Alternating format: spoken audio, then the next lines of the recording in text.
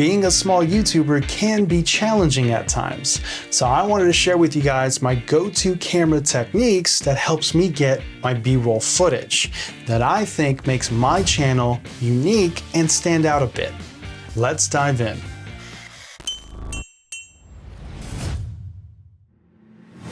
So I know it can be hard starting a new YouTube channel, or maybe you already have a channel or you're trying to do some social media stuff and you're kind of in a rut and you're looking for some inspiration. So I'm hoping that you guys like my channel, like my footage, and you're wondering, what are my go-to shots? How do I get some of my B-roll footage? So I figured, why not share some of my techniques with all of you and hopefully inspire the next channel. So let's start off with the gear. You do not need an expensive camera. I really want to make a point of that. You can actually shoot your entire channel using your iPhone, and that will do just fine. A lot of people do that. Cell phones nowadays are actually pretty good. They're pretty decent, and the quality that they produce through software and other, AI features are pretty interesting. But if I'm being honest, I don't think cell phones can quite replace the quality of a camera like this, the Sony a7S III. Now, I've had this camera for almost 3 years now. I think it's about 3 years old. I got it basically when it launched. And this has been my favorite main camera. I shoot a lot of great things with the Sony a7S III, either for this channel or clients, and it's never failed me. The image is always beautiful, and I just love the workflow that I get out of this camera. Now, I've customized it a bit. I do have a cage on here. I do have a side grip, which I kind of put on and take off frequently. I don't really like that it kind of blocks the screen over here. So I moved it to this side, but I feel like on this side, it's kind of worthless. But yeah, I kind of switch off with grips. And then I have a top handle, which is almost an absolute must for me. And then what makes this camera so unique and so powerful is it's a full frame interchangeable lens. So I switch lenses frequently.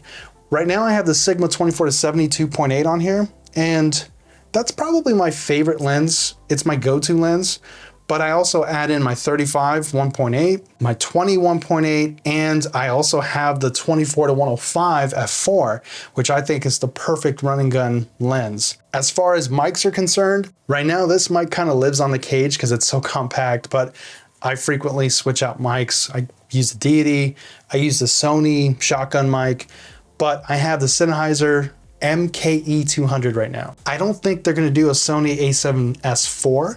I think they're probably gonna kill off the Sony a7S line and start upgrading the FX3 and making that more cinematic, more video focused, because this camera is very video oriented. And it's in a weird spot in Sony's lineup right now where you have the FX3, but then you also have the a7 IV. It's kind of weird, right? And then they just came out with the vlogging camera that's also full frame using the Sony a7S III sensor. So this camera's kind of, in my opinion, dying out, but it serves me great, and I'm looking forward to the next camera. I don't see myself upgrading, to be honest, unless the Sony FX3 Mark II has internal NDs. That's a big deal for me. That's probably the only thing that would get me to upgrade from the Sony a7S III. The other camera that I use that I absolutely love is my cinema camera, the Ronin 4D. I'm actually working on reviewing the DJI Ronin 4D 1 year later, right? 1 year after owning it. So look for that video real soon if it's not already out. I'm not sure if I'm actually going to release it yet. I'm trying to figure out a project to do the B-roll for that, but I go into incredible detail. So if I do decide on releasing it, I'll put a link down here. Okay, now let's talk about some of my go-to shots. But before we go any further, I have a secret. I actually follow the basics to cinematography. There's a book that I highly recommend, and it's an old book, but it's fantastic. And if you're looking to get into filming, start a YouTube channel, and add that cinematic flavor, then I highly recommend you buy The 5 C's of Cinematography. This is an old book, but it's excellent. And you can get it for real cheap now. I think you can get it off of eBay for like $5. It goes over everything: camera angles, cutting, close-ups, composition. I mean, you really get the basic golden rules. It really gives you a director's perspective. For example, it goes through cinematic time and space, composition rules, and point of view angles to try to drive emotion or get a response from the viewer that's watching your footage to drive this feeling. And if you're looking to be serious, pick this book up. Like I said, you can get it off of eBay for $5 or $10. Okay, now let's talk about some of my secrets. What do I always focus on? What am I trying to drive your attention to? I try to stick to the big three stuff, right? I give you guys a wide angle, showing you every aspect of the scene, and then a medium and a close-up. And I don't necessarily do it in that order. It depends on what I'm trying to drive. If I'm trying to drive an epic feeling, I'll try to do a wide shot and then go into a close-up right away. Now, demonstrating with my Sony a7S III, there's a couple of dynamic shots that I like to use a lot. One of them, which I'm sure most of you have noticed, is a rotating shot or a hover shot. I do this shot a lot because it's dynamic, it stays locked on to the subject, and it really locks your focus in on whatever it is that I'm trying to focus you on. And then it drives this dynamic feeling. So it's not stationary, it doesn't feel boring. A variation of that is still doing a rotating shot, but coming down on my subject. And that really gives you this like epic feeling. It's still dynamic, it's still interesting and rotating, but now we're coming down on whatever it is that I want you to focus on. So you feel it coming towards you. And it's supposed to give you this feeling of, this thing is larger than life, or this thing is bigger and better, and I want you to see it. So I really reserve that shot. I try not to overuse it too much. The rotating coming down shot, because if you use it too much, it's kind of cheesy. And then stationary shots are very cinematic and impactful if you use it right. I try to get angles.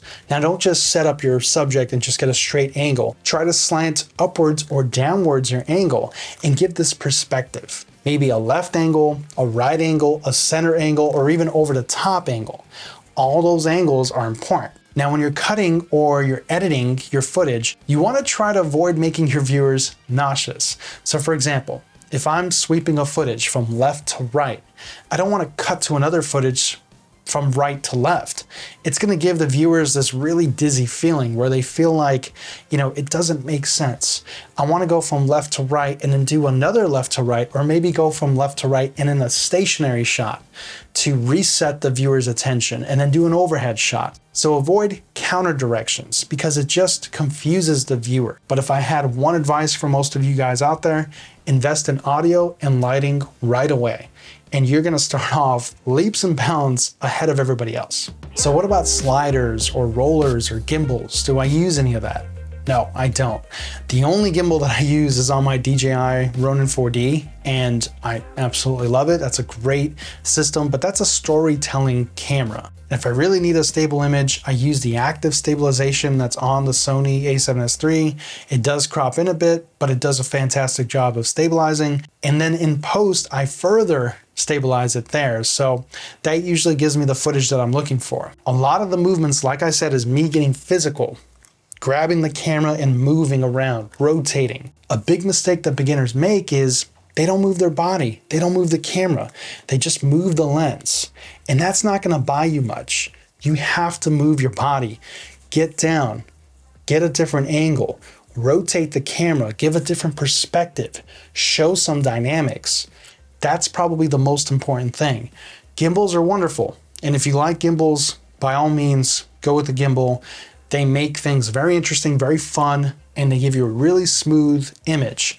And you can further accessorize them to get really Hollywood looking type of shots, like dolly shots. But you don't necessarily need them. And if you're on a budget, you can get by until you can afford one. So I really don't want to make this video too long, but I wanted to give you guys my perspective to kind of share some of my success, if you can call it that. I mean, I'm still a really small YouTube channel, but I think it's important for people to see how other channels are growing as they grow. And right now, at this time for this channel, these are the techniques that I'm using. So if you're a new YouTuber out there, or you're a big fan of my channel and you're wondering how I get some of my shots, that's basically it. I really am trying to sprinkle in that cinematic vibe to give you that cinematic look, which hopefully keeps the footage from being too boring.